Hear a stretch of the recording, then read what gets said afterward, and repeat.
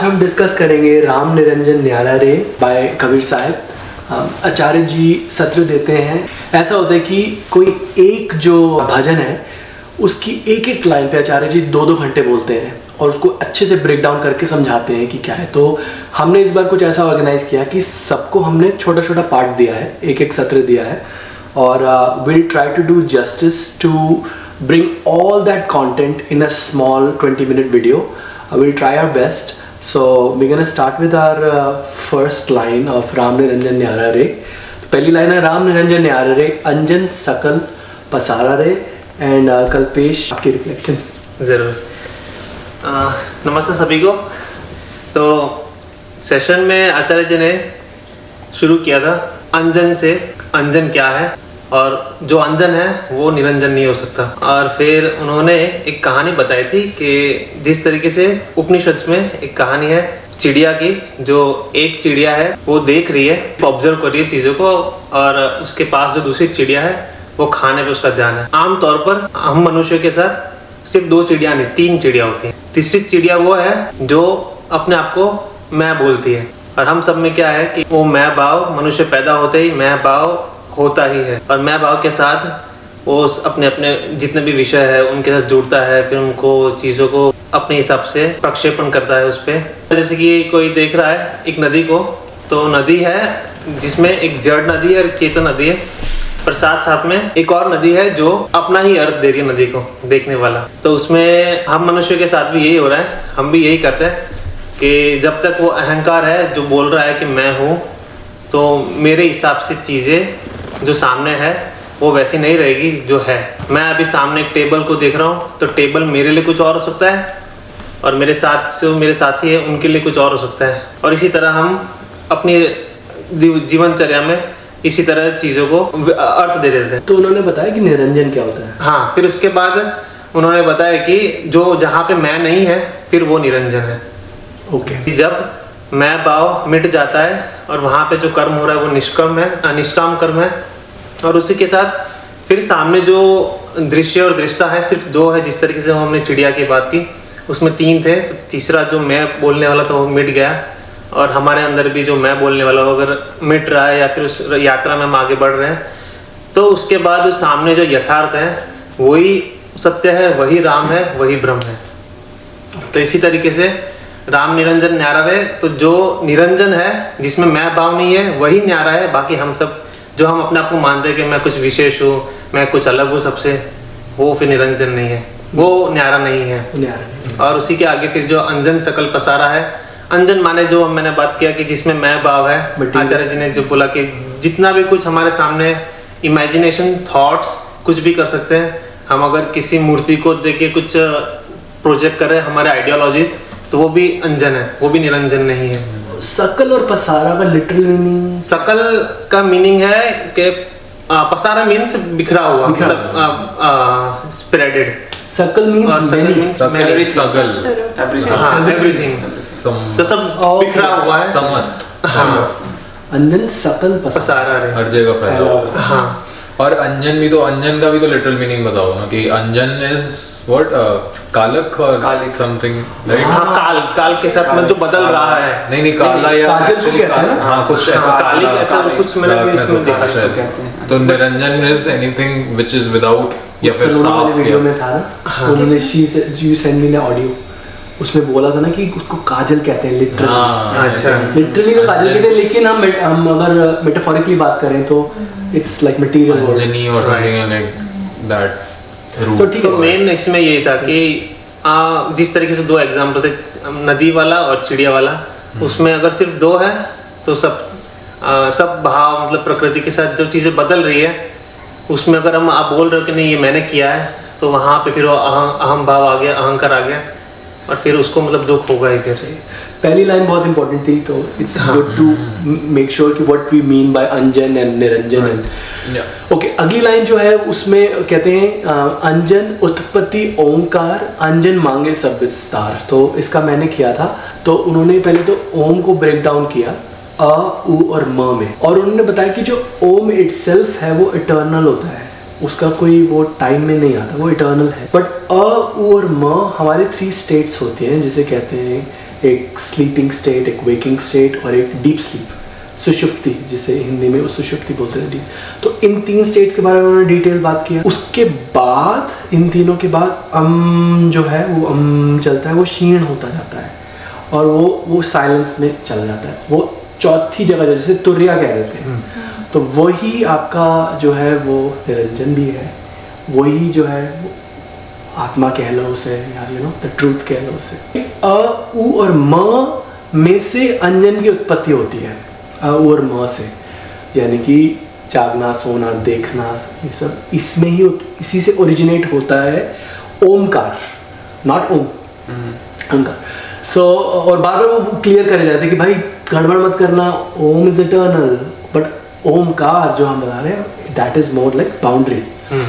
तो ओके, फिर अंजन मांगे सब विस्तार, एंड वही जो अंजन वो हर किसी का विस्तार, हर चीज़ का विस्तार ले लेगा। वो आपकी चीज़ें बनेंगी, आपकी सोच बनेगी, वो आपकी मान्यताएं बनेंगी। अंजन ब्रह्मा शंकर इंद्र, अंजन गोपी संग गोविंद्र। तो ये जो ब्रह्मा और शंकर इंद्र और जो गोपी संग गोविंद, ये सब भी एक तरीके का आपका इमेजिन्ड वर्ल्ड ही है, ये सब भी अंजन ही है। उन्होंने देखने में लगता है कि हम बात भगवानों की कर रहे हैं, बहुत ऊंची बात कर रहे हैं, बट वो अल्टीमेटली वो आपके इमेजिनेशन का ही एक फिगमेंट ऑफ योर इमेजिनेशन ही है। जैसे कुछ भी मैं जिसको भी हाथ लगा लेता है वो मैं लगा जाता है। Yes. तो अंजन, मैं ही अंजन है, मैं ही कालक है, और जिसको भी हाथ लगाएगी बड़ो। क्योंकि इसमें क्या है कि मैं जब भी किसी चीज़ को छू रहा है या फिर अगर अपने थॉट में भी ला रहा है, तो वहाँ पे वो एक खालीपन के साथ जा रहा है और अपने आप को भरना चाह रहा है। तो भरने के लिए फिर वो वहाँ पे अपने इमेजिनेशन, कल्पना से फिर चीज़ें पे मीनिंग्स डाल देगा। और फिर उसको शायद ट्राई करेगा एक्सप्लॉइट करो, या फिर अपने हिसाब से कैसे यूज़ कर सको उसको। अंजन वाणी अंजन वेद, अंजन किया नाना भेद। इस सत्र में आचार्य जी शुरू करते हैं, बताते हैं सबसे पहले कि ये बात कही किससे जा रही है।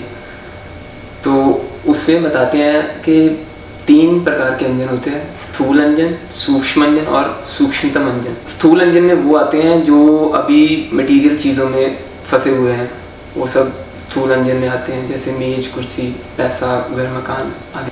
और सूक्ष्म अंजन में वो आते हैं जो विचारों और भावनाओं में फंसे हुए हैं। और फिर तीसरे स्तर पर है सूक्ष्मतम अंजन। इसमें वो सब आते हैं जो कि आध्यात्मिक सारा जो पाठ्यक्रम है उसमें, जैसे श्लोक, संतों की वाणी और ग्रंथ, इनमें फंसे हुए हैं। इन पंक्तियों को सूक्ष्मतम अंजन वालों से कहा जा रहा है, जो जिनका या तो जो फंस चुके हैं या उनका फंसने का खतरा है। अंजन वाणी, अंजन वेद। आचार्य जी स्पष्ट कर देते हैं कि ना तो वाणी अपने आप में अंजन है और ना ही वेद, मगर जब अहंकार उसको छूता है तो वो मैले हो जाते हैं। अंजन किया नाना भेद। अगर आपको सुख दुख, मान अपमान, अभी भी ये सब भेद दिख रहे हैं, तो आप अपने आप को निरंजन की निकटता देना भी गलत है। आपको ध्यान रखना चाहिए अगर ये सब हो रहा है। हालांकि आचार्य जी ये भी बताते हैं कि भेद करना विवेक का काम होता है, और वो कहते हैं कि मुक्त पुरुष को विवेक की भी ज़रूरत नहीं होती, मगर आपको ध्यान रखना है, आपको ये मान के चलना है कि आपको आखिरी सांस तक विवेक की ज़रूरत पड़ेगी, भेद करने पड़ेंगे, और ये मानने में कोई खतरा नहीं है। उसके बाद आती है कि अंजन विद्या पाठ पुराण। विद्या का अर्थ यहाँ आत्मज्ञान है। आचार्य जी कहते हैं कि विद्या, आत्मज्ञान भी अंजन हो सकता है अगर उससे आप अपने अहंकार को पोषण दे रहे हो। आत्मज्ञान तो होना चाहिए कि कुछ घट रहा है, कुछ विलुप्त हो रहा है, ना कि कुछ आप भर रहे हो खुद में। इसी प्रकार पाठ पुराण भी अंजन हैं अगर आप अहंकार के नज़रिए से उसको पढ़ रहे हो या उनको कंज्यूम कर रहे हो। आगे की पंक्ति है कि अंजन वो घट घट ही ज्ञान। हम सब के शरीर में, घट घट माने शरीर में जो भी ज्ञान है, ज्ञान माने कि जो भी अनएग्जामिन्ड बिलीव्स हैं, जो हमने पहले से मान रखा है कुछ बिना उसका निरीक्षण किए, परीक्षण करे बिना, तो वो सब भी अंजन है। इसी में एक कहानी सुनाते हैं आचार्य जी। कहते हैं कि एक रस्सीबाज होता है जो कि एक कारावास जेल में फंस जाता है। तो एक दिन उसको उस रस्सी मिल जाती है वहाँ, और वो उस रस्सी का इस्तेमाल करके जेल की बड़ी सी दीवार फांद जाता है। मगर वो ज़्यादा दूर तक भाग नहीं पाता, क्योंकि जिस रस्सी को उसे दीवार लांघने के बाद छोड़ देना चाहिए था, वो उसको साथ साथ लिए लिए भागता है, इसलिए वो ज़्यादा दूर तक नहीं जा पाता। तो इस सत्र से यही सीखा मैंने। बहुत से अगली लाइन आती है, अंजन पाती अंजन देव, अंजन ही करे अंजन सेव। आपको लाइफ में ऑब्स्टिकल्स मिलेंगी, और जो ऑब्स्टिकल्स होती हैं उनको ही अपना पाथ मान लेते हैं। We take it as a destination, जो कि हमारी सबसे बड़ी ऑब्स्टिकल होती है, और हम उसी को ही अपना सच बना लेते हैं और उसको सबसे ज़्यादा एनर्जी देने लगते हैं अपनी regularly. So we start giving energy to our worst enemy, making it stronger while becoming weaker in return. By losing energy we end up giving it. अगर हमें इनर क्लैरिटी के साथ जीना है, हमें ये इनर ब्लॉकेज को ख़त्म करना होगा। और अटैचमेंट जो है वो हमेशा विजडम की ऑपोजिट होती है। जो भी हमें चीज़ अटैच कर रही है वो हमें विजडम से दूर ले जा रही है। जो चोर होता है वो आपका सामान चुरा लेगा, आपकी मटेरियल चीज़ चुरा लेगा, बट जो सबसे बड़ा चोर है वो है जो आपके अंदर है, और वो आपसे वो चुरा रहा है जो आपकी उच्चतम संभावना है। उन्होंने उस चोर की बात करी, तो वो चोर एक्चुअली है कुछ बाहर नहीं, वो हमारा अहंकार ही है। अगर हम जब बाहर चोरी होती है हमारी, तो हमारे को पुलिस हेल्प करती है, हमें लोग हमारी साइड लेते हैं, सब कुछ होता है। लेकिन जब अंदर की चोरी होती है तो हमें कोई हेल्प करने नहीं आता, और इसकी कोई रिपोर्ट भी दर्ज नहीं होती है, और कोई लॉ नहीं है इसके अगेंस्ट। फिर उन्होंने एक इंटरेक्टिव सेशन शुरू कर दिया बाकी सबके साथ कि क्या क्या कहावतें हैं बताओ जो तुम सुनते हो। तो फिर लोगों ने बोला गुड डीड्स ब्रिंग गुडनेस। अब वो कहते question these statements. Blood relationships are strong, अपने तो अपने होते हैं। Money is the root of all evil, और या फिर मनी रूल्स द वर्ल्ड, या फिर daughters are families respect, childrens are god's reflection, happiness is the highest virtue, traditions are prime, है ना। ट्रेडिशन यानी कि परंपरा सबसे ऊंची होती हैं। कोई एक गहरी सी आवाज़ में कोई एक आपका फिल्म स्टार एक बात बोल देता है तो तुम्हें लगता है कि ये सत्य है। अमिताभ बच्चन। एग्जैक्टली नाम नहीं लिया, बट यदि कोई अपनी बैरिटोन में बोल दे तो इसका मतलब मान मत लेना कि यही सत्य हो गया है। So don't let the folk wisdom become your पाती। ऐसा बोल रहे थे वो, पाती पाती इस चीज़ को। The saint in the line is saying that this is anjan. ये अंजन है, ये सब सारी बातें जो मैं अभी कर रहा था। Don't make these phrases become your guiding light. Go seek the guiding light in Gita. Listen to the saints and seers and open your holy scriptures and read them. We have given the throne of the Guru to the billionaires, politicians, sportsmen, actors, cricket players. इन लोगों को तुमने गुरु क्यों बना रखा है? They don't deserve that spot. Ego is worshipping itself and serving its own self. अंजन पाती अंजन देव, अंजन ही करे अंजन से। अपने ही तुमने जो बना रखे हैं उनको ही तुम पूज रहे हो, और वही तुम्हारे उन्हीं को ही तुम पूजा कर रहे हो। जब तुम एक अच्छे क्रिकेटर की भी पूजा करते हो तो तुम उसको अपना देव बना रहे हो ना, और उसी की तुम सेवा कर रहे हो, तो अल्टीमेटली अपनी ही सेवा कर रहे हो, right. And we have this tendency to listen to what we hear, selective reception. जो चीज़ हम एक बार पहले डिस्कस कर चुके हैं कि हमने वही निकाल लिया जो हमें सुनना था किसी लेक्चर से, पर पूरी बात नहीं सुनी। We superimpose our ideas on our rishis and our sages' words. That's ahankar. We end up bowing down and serving our own self, and that's the greatest obstacle on the path of truth.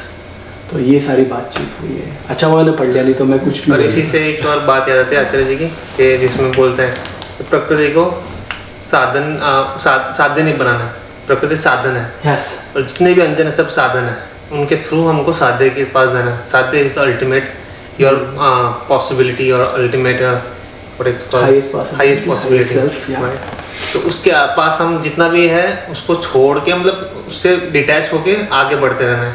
Right. और इसी से फिर वो आपने जो बोला था कि वहाँ पे अगर आपके पास ज्ञान भी है और आप उसको भी एक्सप्लोर कर रहे हो या फिर उसको बंद जा रहे हो, तो वो भी वही हुआ कि आप प्रकृति में बंद गए, और वहीं पे आपने उसको प्रकृति को साध्य बना दिया। Right. अगली लाइन आती है अंजन नाचे अंजन गावे अंजन भेष अनंत दिखावे।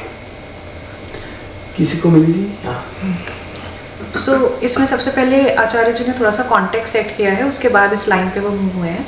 तो सबसे पहले तो जो बेसिक फंडामेंटल्स हैं वो उन्होंने बताया कि हम लोग जो अहंकार है वो अपूर्ण होता है, मतलब हमें कुछ चाहिए होता है अटैच होने के लिए, और लेकिन एक्चुअल में जो हमें चाहिए होता है वो होता है हमारा हाईएस्ट पोटेंशियल, और उस हाईएस्ट पोटेंशियल को पाने के लिए हमें खुद को मिटाना पड़ेगा। खुद को मिटाना पड़ेगा इन द सेंस दैट जो हमारा अभी करंट जिस लेवल पे हम हैं उसे छोड़ के हमें आयांगत बदलाव अपने अंदर लाना पड़ेगा। वो करने में हमें मेहनत लगती है, तो उससे बचने के लिए हम दो तरीके चूज करते हैं। उससे पहले आचार्य जी ने एक एग्जाम्पल दिया था कि इसको ऐसे समझते हैं कि जैसे दो लोग हैं जिनको प्यास लगी है, एक की आंखें बंद हैं और दूसरे की आंखें खुली हैं। जिसकी आंखें खुली हैं वो सीधा सीधा जाके पानी पी लेगा, उसकी प्यास बुझ जाएगी, और जिसकी आंखें बंद हैं वो इधर उधर टकराएगा। उसे एहसास है कि उसे प्यास लग रही है, इसका मतलब हम सबको अपना हाईएस्ट पोटेंशियल पाने का अंदर एक वो भाव होता है हमारे अंदर, लेकिन आंखें जिसकी खुली होती हैं सिर्फ वही असल में अपनी प्यास बुझा पाता है, जिसकी आंखें बंद होती हैं वो इधर उधर टकराता रहता है। तो जो इधर उधर टकरा रहा है वो ये तो एक्सेप्ट करेगा नहीं कि मुझे जो मुझे जो एक्चुअल में चाहिए वो मुझे नहीं मिला है। तो वो दो तरीके से इस चीज़ को डील करता है। वो दोनों तरीके उन्होंने बताए, एक होता है धर्म और दूसरा होता है मनोरंजन। तो धर्म में तो वो लोग होते हैं जिनको ये दिखाना है कि मैंने असली धर्म को जान लिया, मतलब मेरी प्यास बुझ गई, लेकिन वो मेहनत नहीं करते एक्चुअल जो वास्तविक धर्म है उसको जानने के लिए। तो वो अपना ही प्रक्षेपण बना लेते हैं, अपनी ही स्टोरीज बना लेते हैं। जैसे आपने बोला कि जैसे हमने खुद ही अपने आइडियल्स बना लिए, उन्हीं को हमने पूजना चालू कर दिया, और हमने अपना ही एक तरीका बना लिया पूजा पाठ का, और उसका हमने बोल दिया कि मैं धार्मिक आदमी हूँ। तो और मैंने डिक्लेयर भी कर दिया कि जो मुझे एक्चुअल में चाहिए, जो मेरा हाईएस्ट पोटेंशियल है वो मुझे मिल गया, जिस चीज़ की मुझे प्यास थी वो मुझे मिल गया। और दूसरे लोग वो होते हैं जो आउटराइट रिजेक्ट कर देते हैं, जो एक्सेप्ट ही नहीं करते कि प्यास लगी है। तो वो एक्टिंग करते हैं फिर कि प्यास तो लगी नहीं है, कुछ है ही नहीं जो चाहिए। तो वो अपने आप को पूरी तरीके से डिस्ट्रैक्ट कर लेते हैं, जितने भी प्रकृति में जो भी कुछ अवेलेबल है उसको यूज़ करके डिस्ट्रैक्शंस में अपने आप को इतना ज़्यादा डाल देते हैं कि वो भूल ही जाते हैं या भूलने की एक्टिंग करते हैं कि उनको एक्चुअल में कुछ चाहिए नहीं। ये एक ऐसी सी बात है जैसे एक बच्चा है और उस बच्चे की माँ खो गई है, तो वो रो रहा है ज़ोर ज़ोर से। तो हम सबकी वही हालत है, जैसे हमें जो एक्चुअल में चाहिए वो खो गया है, लेकिन हमें पता नहीं है कि वो क्या है। तो उस बच्चे को चुप कराने के लिए उसके आसपास बहुत सारा एंटरटेनमेंट चालू कर रखा है। जो भी कुछ हमारी लाइफ में हमने भर रखा है वो एंटरटेनमेंट ही है, जिससे हम भूल जाएं कि हमारी माँ खो गई है।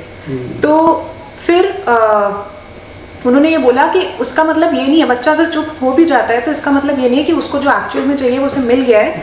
उसका मतलब बस ये है कि उसके आसपास इतना डिस्ट्रैक्शन है कि वो भूल गया है कि उसे एक्चुअल में चाहिए क्या, और वो आसपास का जो भी नॉइज़ है वो जैसे ही कम होगा वैसे ही वो फिर से रोने लगेगा। तो हम अपने आप को यही बोला इसमें, अंजन नाचे अंजन गावे अंजन भेष अनंत दिखावे, मतलब नाचना गाना, मतलब पूरी तरीके से हमने प्रकृति में जितनी भी चीज़ें उपलब्ध हैं उनसे अपने आप को भोग भोग के डिस्ट्रैक्ट किया हुआ है, और ताकि हम एक्चुअल जो हमें सच में चाहिए उस तक हम ना पहुंच पाए।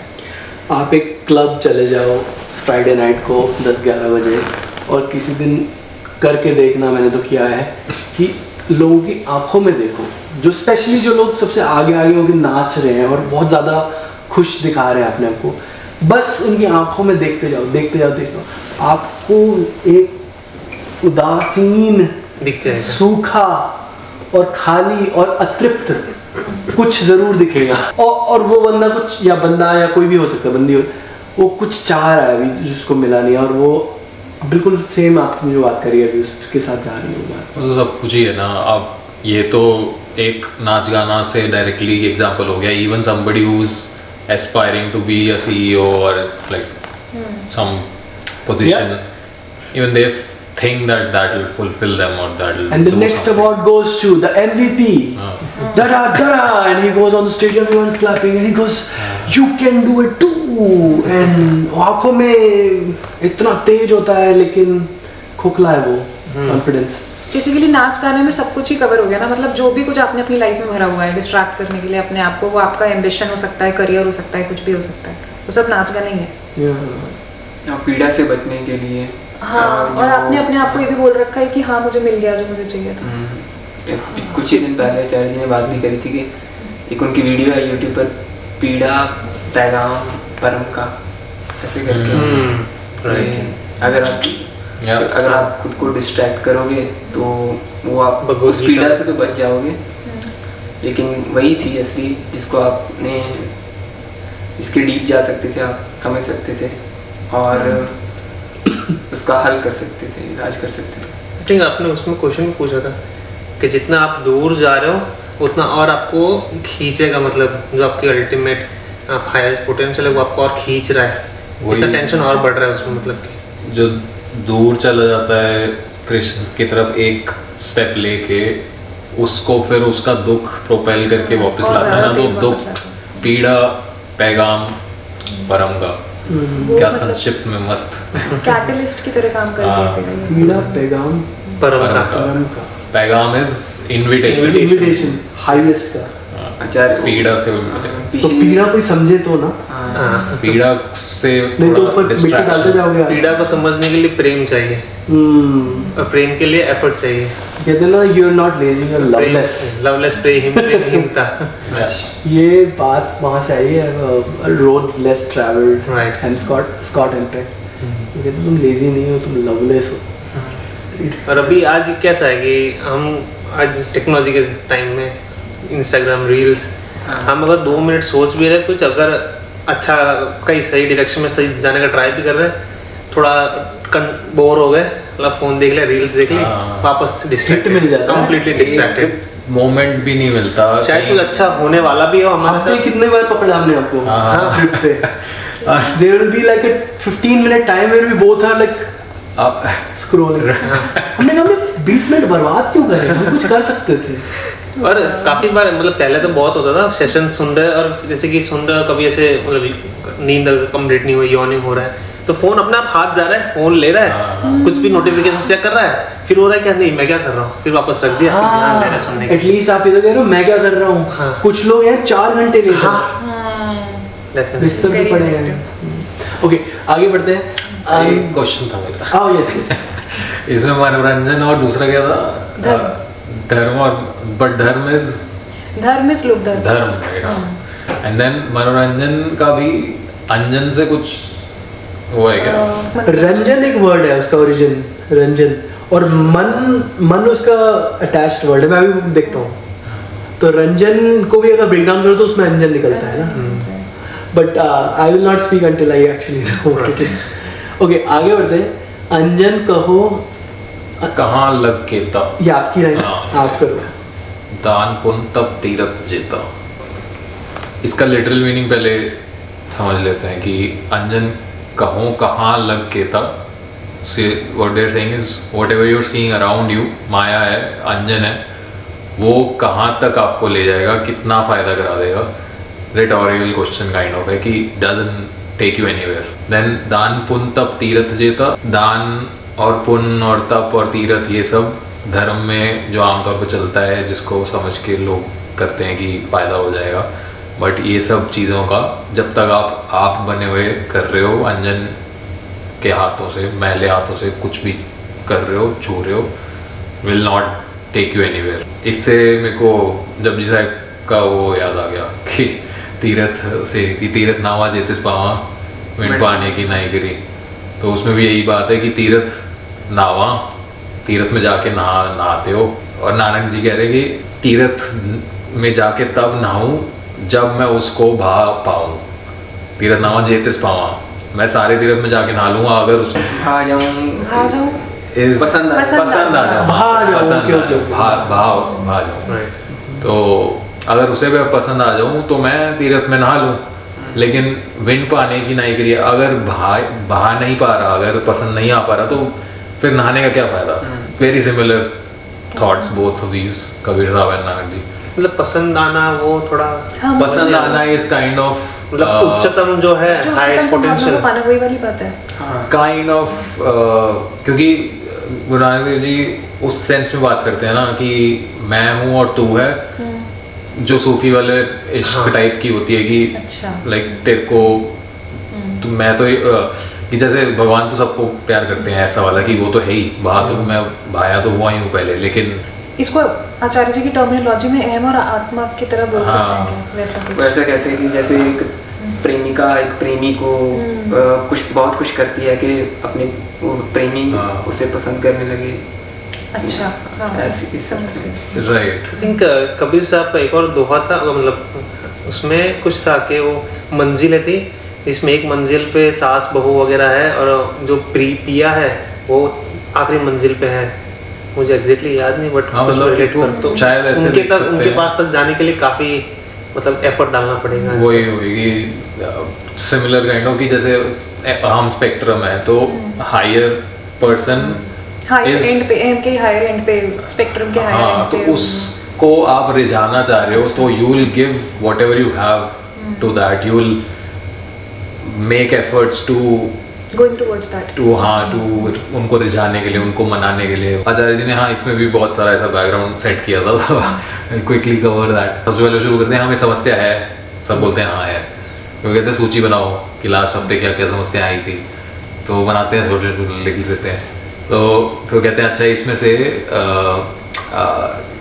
कोई ऐसी मतलब बहुत सारी छोटी छोटी समस्या सबने लिखी हैं कि बहुत ही मीनियल, लाइक मच्छर बराबर, तिलचट्टा बराबर।